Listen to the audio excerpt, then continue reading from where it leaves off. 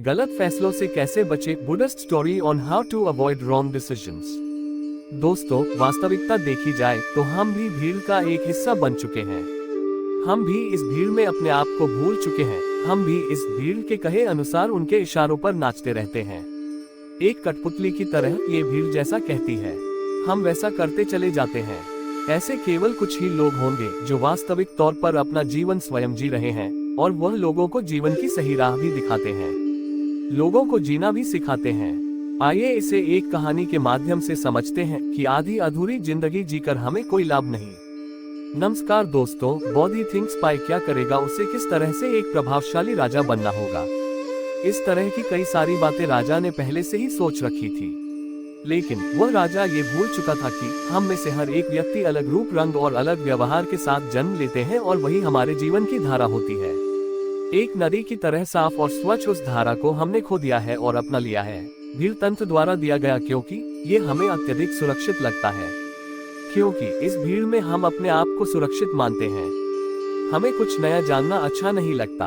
हम तो केवल इस भीड़ के साथ चलकर अपने आप को सर्वश्रेष्ठ समझते हैं। उस लड़के का भी एक सपना था, उसे राज्य का राजा नहीं बनना था। उस लड़के का मन तो बहुत नाजुक था, वह जल्द ही करुणा से भर जाता था। हिंसा से उसे आनंद नहीं आता था। उसे तो चित्र बनाना और नृत्य करना अत्यधिक पसंद था।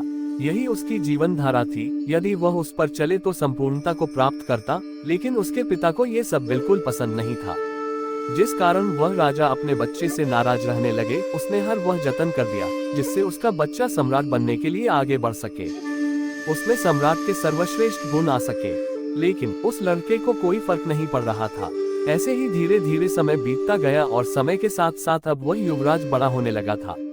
सब सच नहीं होता। वास्तविक तौर पर तो वे लोग उस धन दौलत के अधीन होते हैं, उस धन दौलत का सम्मान कर रहे होते हैं, उस राजपाट का, उस पद प्रतिष्ठा का, उस मान सम्मान का आदर कर रहे होते हैं। वे लोग उसकी वाह वाह कर रहे होते हैं, उसी की प्रशंसा कर रहे होते हैं, जो कि एक दिखावा है, जो कि एक झूठ है। और इन सभी झूठों के पीछे हम अपना पूरा जीवन यूं ही व्यतीत कर देते हैं। हम सब इनके पीछे भागते रहते हैं, फिर चाहे वह कोई गरीब हो या फिर कोई अमीर, लेकिन आखिरी सांस तक ना तो कोई गरीब से प्रेम करना चाहता है और ना ही उसकी कोई फिक्र करता है। लेकिन यदि आप किसी को धन दौलत, मान सम्मान, पद प्रतिष्ठा दिखाएंगे तो वह अवश्य ही आपकी झूठी तारीफ करेगा और वह आपका झूठा सम्मान भी करने के लिए तैयार रहेगा। वह आपसे केवल इसलिए जुड़ा रहेगा क्योंकि उसे वे सारी चीजें पसंद हैं, ना कि आप। उस युवती की यह सारी बातें सुनकर युवराज एक बार फिर से कुछ देर के लिए सोच विचार करने लगते हैं और कुछ देर बाद वह उस युवती से कहते हैं, मैं तुम्हारे साथ चलने के लिए तैयार हूँ। जैसा तुम चाहती हो, मैं एक साधारण जीवन जीने के लिए तैयार हूँ। बस मैं अपने माता पिता को इसकी सूचना देना चाहता हूँ। युवराज ये सोच रहा था, तभी पीछे से एक दुश्मन ने युवराज पर वार किया, लेकिन तभी सम्राट ने उस वार को अपनी छाती पर ले लिया। वह तलवार सम्राट के सीने को चीरती हुई आर पार हो गई और सम्राट जमीन पर गिर गया। ये देखकर युवराज के हाथों से तलवार छूट गई। उसने तुरंत ही अपने पिता को अपने हाथों से घोड़े पर उठाया और वहां से निकल गया। रास्ते में सम्राट ने अपने बेटे से कहा, बेटा, अब तुम काबिल हो चुके हो और मैं तुम्हें इस राज्य का सम्राट घोषित करता हूँ। जाओ और अपने राज्य को बचा लो। इस राज्य को तुम्हारी जरूरत है। तुम जैसे वीर योद्धा पर मुझे गर्व है। अपने आप को समझोगे तब तुम्हें यह एहसास होगा कि हमारे विचार हमारे हैं ही नहीं, हमारी सोच हमारी है ही नहीं। हम जिस धर्म में जन्म लेते हैं, हम तो उस धर्म के बन जाते हैं। दोस्तों, हमारे जीवन में भी कुछ ऐसा ही होता है। हमारे आसपास ऐसे बहुत से लोग होते हैं जो हमें हमेशा कुछ अच्छी तो कुछ कड़वी बातें कहते ही रहते हैं और उनकी हर बात हमें आईना सा दिखा जाती है।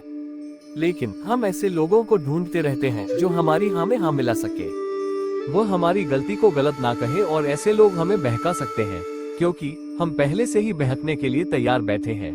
जो भी कुछ हम कह रहे हैं, जो भी कुछ हम कर रहे हैं, वो सब सही है।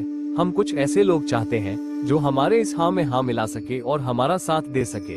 दोस्तों, आपने आज के इस पोस्ट से क्या सीखा, वो मुझे आप कमेंट में बता सकते हैं।